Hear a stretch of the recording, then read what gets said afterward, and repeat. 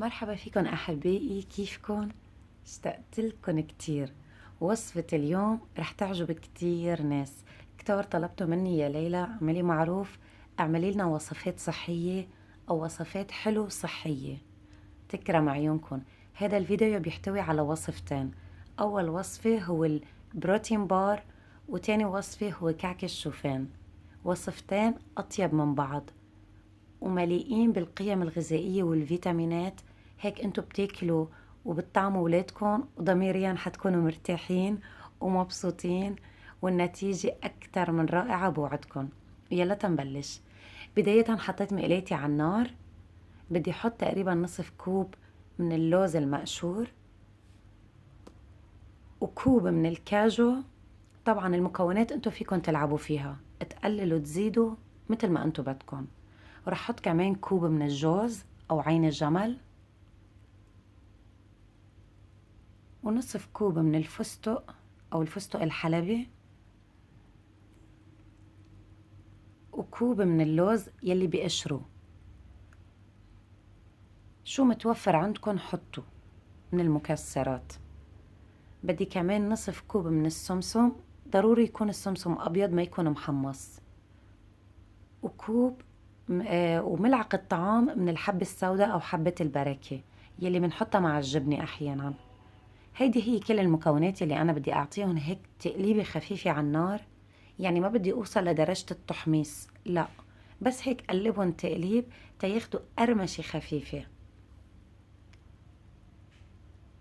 كلياتنا بنعرف قديش المكسرات مليئين بالقيم الغذائية والبروتين، وكلياتنا بنحب ولادنا ياكلوا هيك اشياء، بس ما بنعرف بأي طريقة نقدم لهم إياه. هون صاروا عندي جاهزين، تقريبا قلبتهم لمدة 6 دقايق مش أكتر على النار. رح حطهم عندي بجاطة إزاز لأنه بيكون شوي سخنين، فما بفضل تحطوه بالبلاستيك. يفضل يكون الوعاء إما ستانلس ستيل أو زجاج. رح حط عليه هلأ ملعقة طعام من بذور الكتان. أحبائي المكون يلي مش متوفر عندكم استغنوا عنه، مش ضروري أبدا. ورح حط ملعقة صغيرة من بذور الرشاد أو بذر الرشاد، وملعقة طعام من هيدا اسمه زرشك، هيدا إيراني.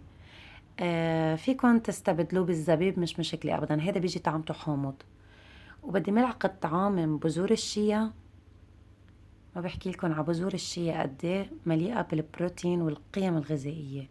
هلا تأعطي حلاوة لهالوصفة تالولاد يحبوها، رح حط تقريبا 3 ملاعق طعام من الزبيب. حطيت أنا الزبيب الأصفر وملعقة طعام من الزبيب الأسود. أهلنا بالعراق بسموها الكشمش. بعطيهم تقليبي مع بعضهم. ما تحمصوا الزبيب أبدا مع المكسرات، بينفخ وبيعطي طعم ميل على المرورة. بكفي لأنه بعد شوي حنفوته على الفرن، الحرارة اللي رح ياخدها بعد شوي حيكون كفاية. بعد ما أكون قلبتن كتير منيح بهالشكل، ما بستغني عن رشة الملح، هي اللي بتعدل النكهة. والسوائل اللي رح حطهم هو العسل. بدي حط ملعقتين طعام من العسل النحل، أو أهلنا بالمغرب أو الجزائر بسموه العسل الحر. هذا عسل أصلي، عسل نحل. بدي تقريبا ملعقتين طعام، وبدي بياض 3 بيضات. حطوا بياض 3 بيضات، منقلبهم مع بعضهم. الناس اللي رح تكتب لي تحت بالكومنتات يا ليلى شو في بديل للبياض البيض، ما في بديل بهيدي الوصفة، ما في بديل. بس إذا بدكم في وصفات تانية داخلها زيت جوز الهند حيكون بديل عن بياض البيض بس بغير مكونات، اكتبوا لي تحت بالكومنتات إذا بدكم رح أعمل لكم إياها.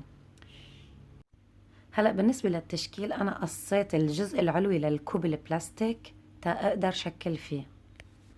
إذا عندكم أشياء هيك تاع التشكيل مدورة بيكون أحسن. للناس اللي ما عندهم بحب دايما أعطي بديل.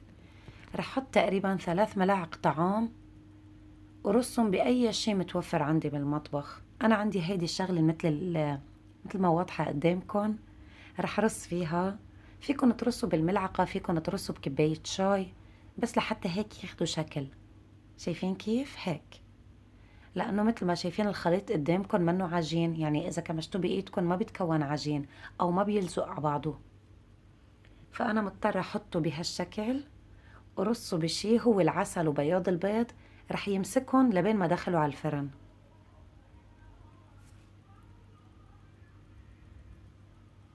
ولا أسهل من هيك طريقة تشكيل ومتاحة عند الجميع. الناس اللي بدها تقلي يا ليلى طب أنا ما عندي مثلا كاجو أو ما عندي فستق حلبي أو ما عندي لوز، مش مشكلة، استغنوا عنه. حطوا انتوا، أنا حطيت قدامكم خيارات، انتوا إذا بتنقوا منه 3 4 5 مكونات كفاية. هون بعد ما صاروا جاهزين عنا طلعوا عندي اسم الله 3 صواني مثل هالصينية، بكل صينية فيها 7 حبات. هن المكونات اللي انتوا شفتوهم طلعوا عندي 3 صواني. حطيتهم بفرن شعل من فوق ومن تحت على درجة حرارة 180 لمدة ما بين ال3 دقائق وال4 دقائق. بدكم تضلوا مراقبينه لأنه دغري بياخدوا لون. وهون بعد ما طلعوا من الفرن حطيتهم على هيدا الشبك. أول ما بردوا دقتهم، شو بحكي لكم على الطعم، أكتر من رائع. طعمته جدا طيبة. ولادي لما أكلوه كتير كتير حبوا الطعمة، عن جد أنا كتير انبسطت إنه حبوا هيك شي. هيك الأم تعطي لأولادها شي يتغذوا ويتحلوا بنفس الوقت.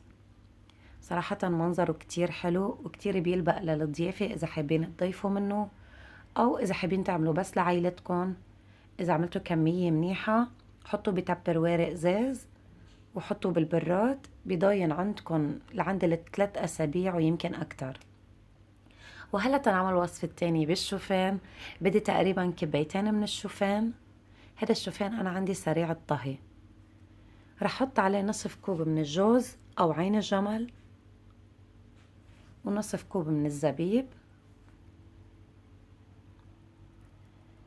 ونصف كوب من الطحينة. مبدئيا رح حط نصف كوب لأنه الشوفان مثل الطحين أو دقيق القمح، بيفرق من منطقة لمنطقة، بيفرق، يمكن يشرب سوائل يمكن لا. فمبدئيا أنا حطيت نصف كوب من الطحينة ورح حط ملعقتين طعام من عسل النحل. برجع بقول العسل انتو فيكن تلعبوا بالمقدار، فيكن لعند ال4 ملاعق إذا بتحبوه حلو حلو كتير، بس الملعقتين عطتني حلاوة جدا لطيفة. أنا بالنسبة لي اكتفيت بملعقتين. هلا بقلبهم مع بعضهم، حسيت بعدهم فتفت، حطيت ملعقة طعام مليانة من الطحينة.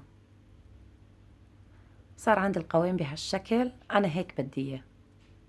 ملاحظين كيف بيجي هيك مفرفط؟ هو هيك كتير منيح، ما في داعي نكتر أكتر من هيك لأنه بيطلع طعمة الطحينة كتير طاغي على الوصفة. وبالنسبة لطريقة التشكيل نفس الطريقة، أي كوب بلاستيك عندكم إياه قصوه واستعملوه.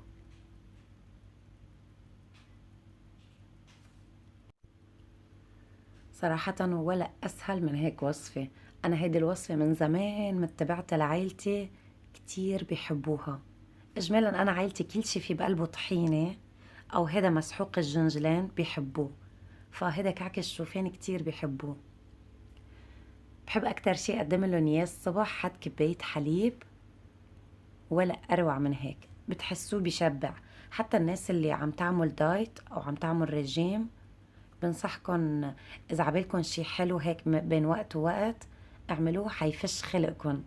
هو والبروتين بار الوصفة الأولانية كتير حتعجبكن.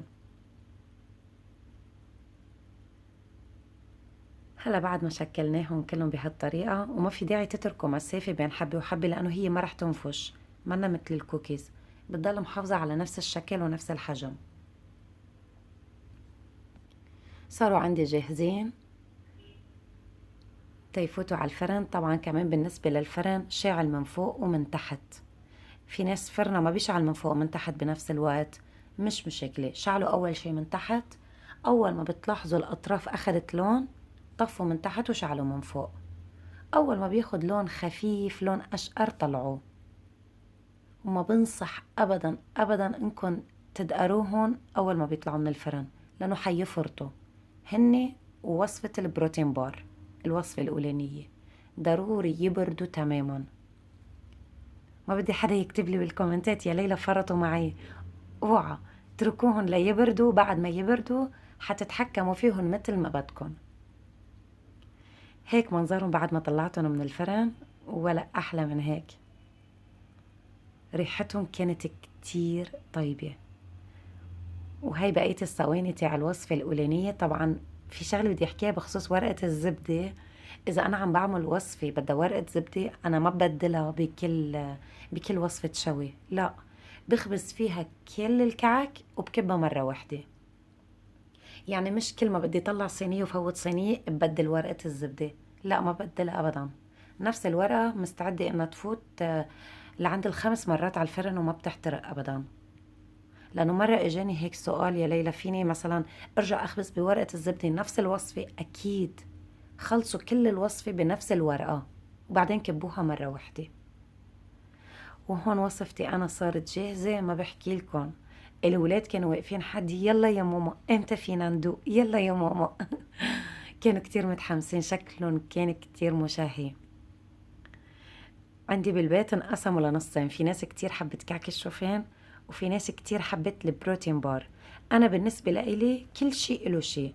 يعني هذا البروتين بار حسيته مثل اللي جاي عباله ياكل شيء حلو ويشبعه بنفس الوقت. هذا البروتين بار بيشتغل هيك شغل. يعني للناس اللي عاملة دايت كتير حتنفعكم. والوصفة التانية الكعك الشوفان، إذا بدكم مثلا على فطور شي خفيف، ما بدكم تعملوا ترويقة وت... وتحطوا صحون وتفكروا شو ناكل شو ما ناكل، لا خلص اعملوا هذا الكعك. على فكرة بضاين كتير، يعني بضاين تقريبا شهر وأكتر من شهر بالبراد. حطوه بتبروير محكم الإغلاق، مش ضروري التبروير يكون إزاز، بلاستيك كمان. حتى البروتين بار إذا تبروير بلاستيك كمان بيمشي الحال، بس يكون محكم الإغلاق. يعني أنا بيهمني ما يفوت الهواء عليه، بيضل لعند الشهر بالبراد. هون أحبائي الفيديو خلص تبعي لليوم، بتمنى يكون عجبكم. بحبكم كتير. باي.